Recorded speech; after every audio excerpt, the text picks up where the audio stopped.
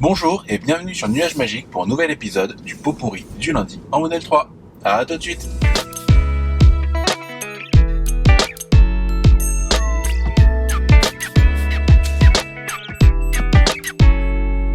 Comme d'habitude, je vais passer un peu de temps sur les vidéos postées cette semaine. Je voulais revenir tout d'abord sur la vidéo sur le changement de vérin ressort.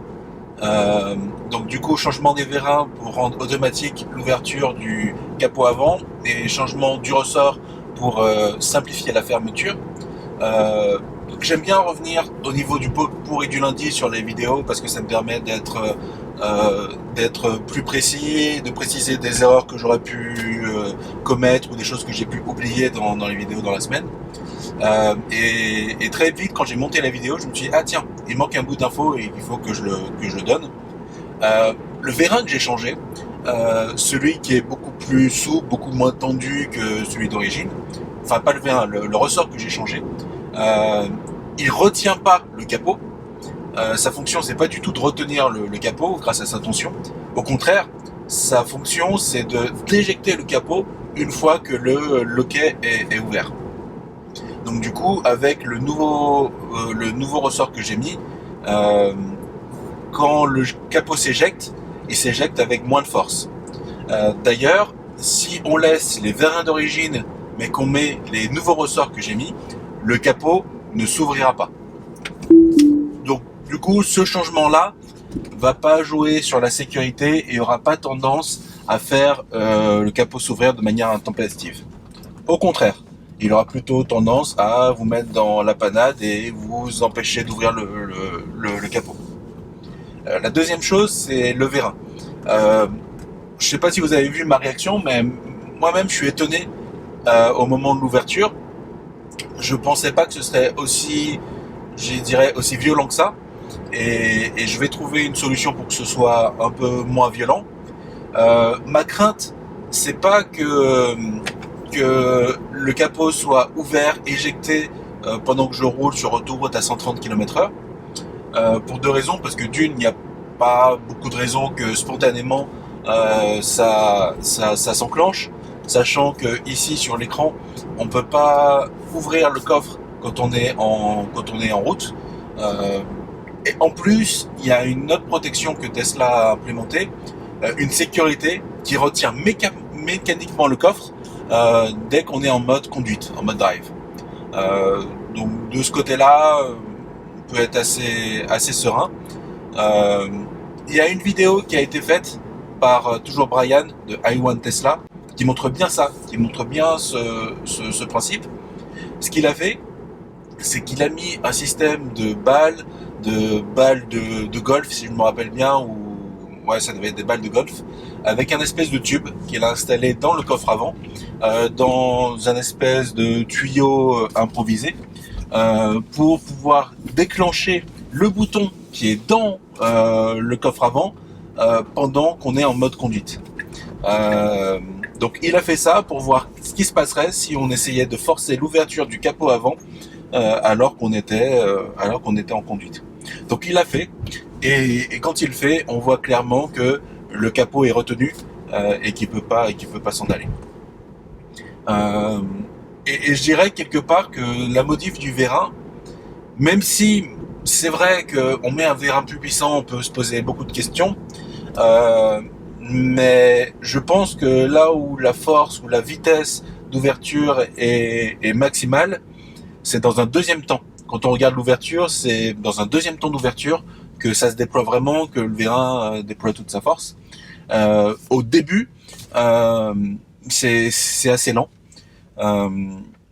Et je pense que l'ouverture d'origine a une dynamique qui est tout à fait comparable. Donc si sur autoroute, avec le dispositif d'origine de Tesla, pour une raison que je connais pas, que je comprends pas et que je maîtrise pas, le capot venait à s'ouvrir, je pense qu'on aurait des effets comparables avec ou sans modif des vérins. Mais c'est vrai, vous avez raison, il faut être prudent sur ce genre de modification. Il faut bien comprendre les tenants aboutissants avant de les faire. J'ai passé beaucoup de temps à regarder les vidéos de Brian, les retours qu'il a pu faire 5 mois plus tard, et même des autres utilisateurs. avant de commander. Je savais que sur le Vérin, il y avait deux versions. Il y avait une version américaine, une version turque. Il y en a qui disent que la version américaine donne de meilleurs résultats. Malheureusement, j'ai eu la version turque. Donc je vais creuser encore et on verra comment on peut améliorer ça. En revanche, le point vraiment négatif que je vois avec le Vérin actuel, c'est pas l'ouverture spontanée, c'est la fatigue petit à petit de la pièce mécanique, de l'attache du système de vérin du capot. À force, peut-être qu'éventuellement ça pourrait créer des fissures et petit à petit générer une casse. Donc c'est pour ça que je vais essayer de trouver un autre vérin. Par contre, ce genre de phénomène, ça arrive pas en court moyen terme, c'est du très long terme. C'est typiquement pour protéger la voiture à 10-15 ans, quoi. C'est ce que j'imagine. Une chose que je voulais ajouter, c'est qu'en ce moment, il y a un groupe qui s'est formé sur Automobile Propre pour faire un autre type de modif, pour passer en mode électrique l'ouverture, la fermeture du capot avant et du coffre arrière. Ça, c'est l'autre inconvénient que je vois à ma modif à moi, c'est que quand on ouvre par inadvertance via l'application le capot avant, là, il va s'ouvrir en grand et tout le monde sur le parking où est la Tesla verra que le capot est ouvert en grand. Et si on est loin et qu'on peut pas fermer tout de suite, ça peut être un peu embêtant. Avec la modif qu'ils sont en train de mettre en œuvre, alors il y a notamment quelqu'un qui poste beaucoup sur Twitter. Je vous invite à vous abonner à son compte Twitter. C'est Bob Jouy. Il est très moteur dans le groupe Automobile Propre pour commander le kit et puis faire un groupe de personnes qui vont faire la manip ensemble sur plusieurs voitures dans la même journée. Comme ça, tout le monde peut s'entraider. Donc du coup, Bob Jouy est moteur sur le sujet. Je vous invite à regarder sur Automobile Propre, sur sa page Twitter. Et ce qui sera intéressant avec cette manip, c'est qu'on pourra aussi fermer le coffre à distance. Et ça, c'est un très gros plus par rapport à la méthode que j'utilise aujourd'hui. En revanche, elle est un peu plus invasive et bon voilà, faut savoir un peu ce qu'on fait pour pouvoir en arriver là. Donc moi, pour l'instant, je vais rester sur mon type de modif et on verra peut-être dans le futur si après la période de garantie, si on passe à une solution électrique. Donc autre vidéo au sujet du film de protection pour le panneau central. Donc là, je l'ai toujours. Rien que depuis que je l'ai, en fait, j'oublie même qu'il est là. Donc a priori, il sait se faire oublier. Alors oui, si jamais je regarde avec attention, effectivement, je vois des reflets que je voyais peut-être pas avant, que je voyais sûrement pas avant. Ça montre que Tesla fait un gros boulot au niveau de la surface vitrée pour éviter les reflets, très bien. Mais c'est vrai que le nouveau film que j'ai mis, j'ai l'impression qu'il est plus oléophobe, qu'il a moins de traces de doigts dessus. Donc ça, ce sera peut-être bien sur le court moyen terme. Après, l'utilisation des films, je pense que chacun fait sa sauce, les goûts et les couleurs. C'est pareil sur les smartphones, c'est pareil sur les ordinateurs, c'est pareil partout. Il y a des gens qui aiment beaucoup utiliser les films, d'autres qui les supportent pas. Je pense que chacun prendra sa décision en fonction de ses usages habituels des écrans. Je dirais juste que ce serait bien d'avoir le choix à chaque fois entre film mat et film brillant. Parce que ça aussi, je pense qu'il y a des aficionados des deux types de films. Niveau actualité, première chose dont je voulais parler, c'est l'air suspension. C'est une espèce de suspension pilotée, améliorée, que Tesla fournit en option sur ses autres voitures. Pour l'instant, c'était pas mis en œuvre sur la Model 3, mais il y a quelques années, Elon Musk avait promis que ce serait proposé sur la Model 3, et de tête, il me semble que ça devait même être concomitant à la fonction 4 roues motrices qui n'était pas proposée à l'origine sur la Model 3. Et là, par tweet, il me semble que c'était bien par tweet, il a annoncé que finalement, pour l'instant, il n'y aurait pas de mode air suspension. Il se trouve que c'est une des choses qui me faisait hésiter à prendre la Tesla. parce qu'au moment de ma commande, c'était pas disponible, forcément, et que je me disais, ah mince, si je le commande et que quelques mois plus tard ça devient disponible, ce sera dommage, parce qu'a priori ça apporte un vrai plus niveau confort. Bon voilà, bah, du coup j'ai bien fait de commander en montant, parce que de toute façon, si c'est rendu disponible, ce sera pas avant un bon bout de temps. J'aimerais bien à l'occasion tester une Tesla avec ou sans pour voir la différence. Mais de ce que j'ai compris, c'est le genre de fonction un peu comme l'autopilote qui est quasiment incontournable une fois qu'on y a goûté. Autre chose, le nouveau tapis Tesla. Donc moi je vous ai fait un test du tapis Tesla actuel. Je vous ai expliqué les limites. Ils ont sorti un nouveau tapis. Alors je pense qu'ils sont sûrement passés par un équipementier. Hein. Je pense pas qu'ils aient tout fait en interne. Quoique le design, ils ont dit qu'il avait été fait par les équipes Tesla. On va voir comment ça s'est monté. Toujours est-il que le nouveau tapis protège mieux sur les côtés. À l'arrière, le tapis actuel en caoutchouc s'arrête assez bas. Le nouveau tapis a une protection qui remonte beaucoup plus haut, vers la console, j'entends. Donc tout ça, ça a l'air d'être bien mieux.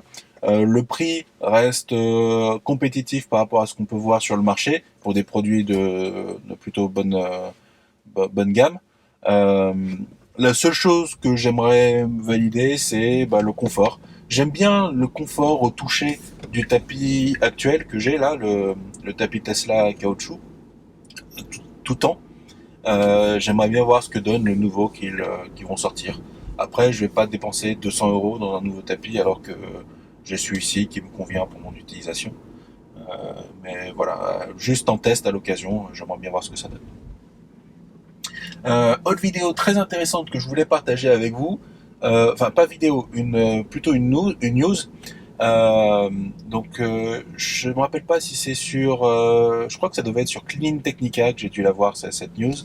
Euh, une personne qui est partie en vacances pendant 63 jours en laissant sa Model 3 longue autonomie stationnée sans pouvoir la mettre en permanence en mode charge. Et la grande question qui se posait, c'est avec la consommation vampire, donc le fait que la Tesla consomme même quand elle est à l'arrêt, est-ce qu'il n'y aurait pas un problème? Est-ce qu'on ne descendrait pas trop bas au niveau de la charge de la batterie et de l'autonomie restante? Donc je vous ai dit 63 jours. Donc là-bas, l'autonomie exprimée en miles, pas en kilomètres.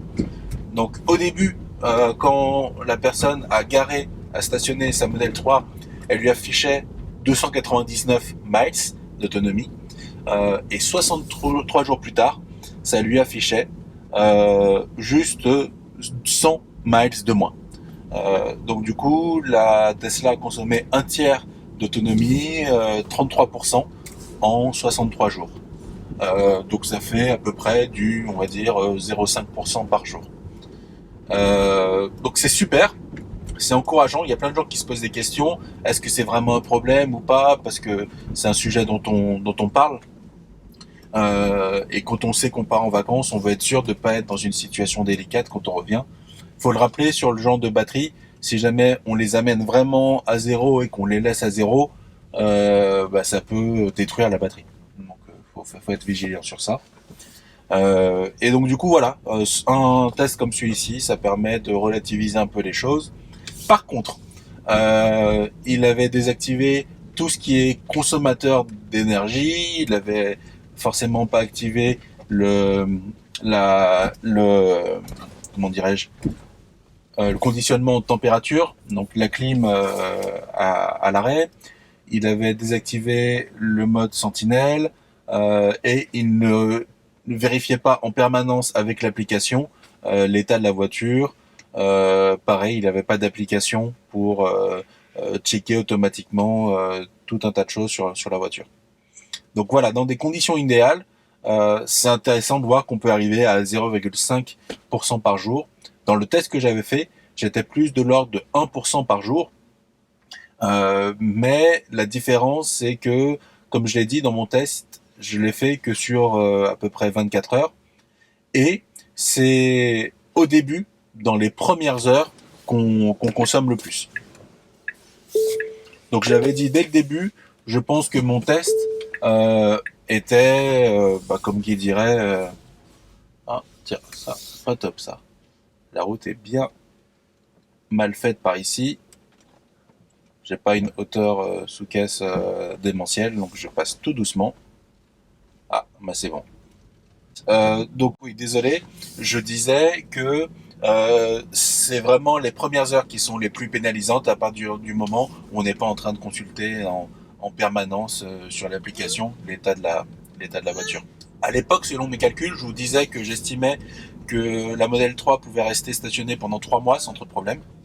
Après cet essai, ce que dit le rédacteur, c'est qu'il pense et que les gens autour de lui pensent qu'on pourrait raisonnablement rester jusqu'à 6 mois avec une voiture chargée sans avoir de soucis. Si vous avez des problèmes de consommation vampire, vérifiez tous les gros consommateurs, donc d'une mode Sentinelle, très très gros consommateurs, les modes de climatisation en permanence, et aussi tout ce qui va être application pour connecter votre Tesla, enfin tout ça, vérifiez tout ça, et si a priori, malgré que vous ayez bien fait attention à tous ces points-là, vous avez quand même de la consommation vampire, contactez Tesla. Euh, Autre chose, on a souvent une guéguerre un peu Tesla contre le reste du monde. C'est mis un petit peu en œuvre par Elon Musk. Bon après il faut prendre de la distance par rapport à ce que dit Elon Musk, hein, c'est pas saint Elon Musk. Quand de temps en temps il dit que construire autre chose qu'une Tesla ce sera comme monter un cheval dans la décennie à venir, faut prendre un peu de distance avec tout ça. À mon avis, ce qu'il faut surtout comprendre, c'est que selon lui, sur le long terme, il faudra passer via l'électrique et avec des voitures autonomes. Je pense que c'est un peu le message qu'il veut faire passer. Après, le personnage est ce qu'il est, il exagère comme il exagère.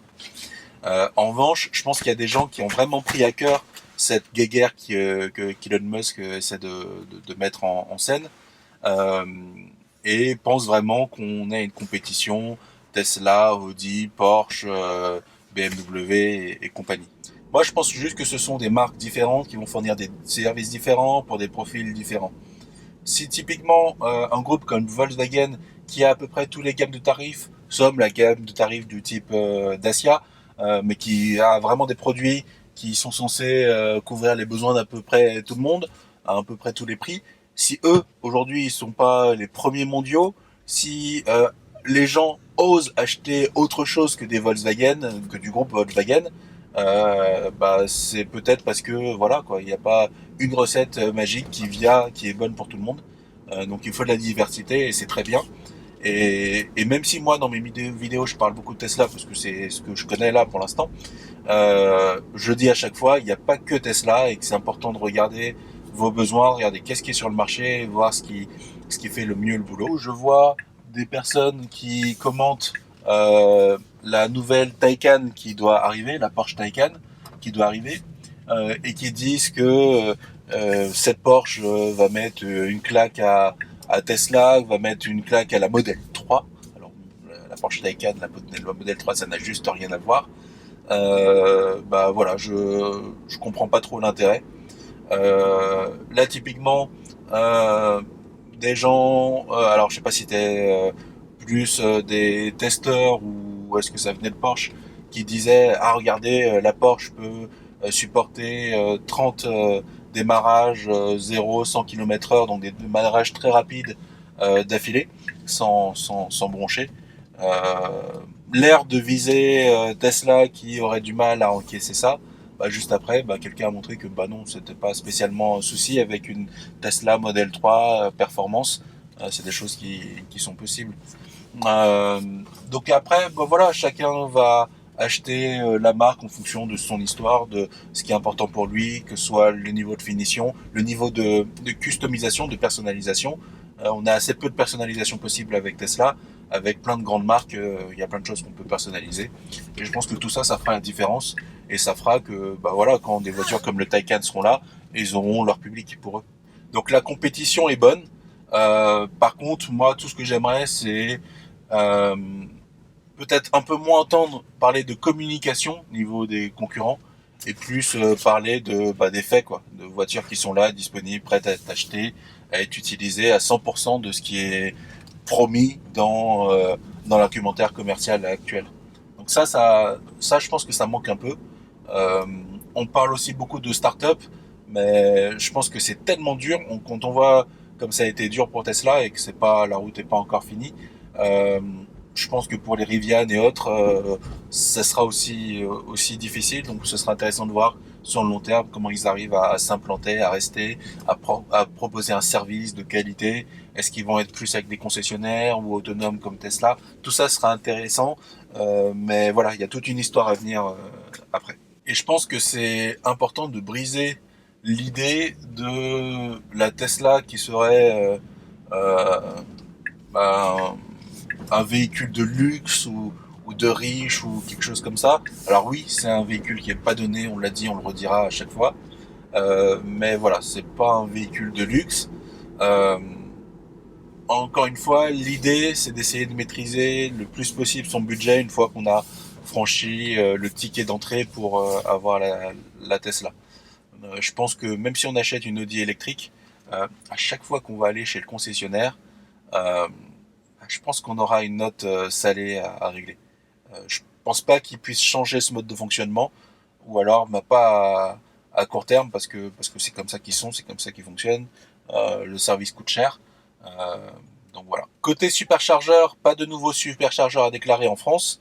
En revanche, voilà, encore des expériences moi de mon côté très positives côté supercharge cette semaine.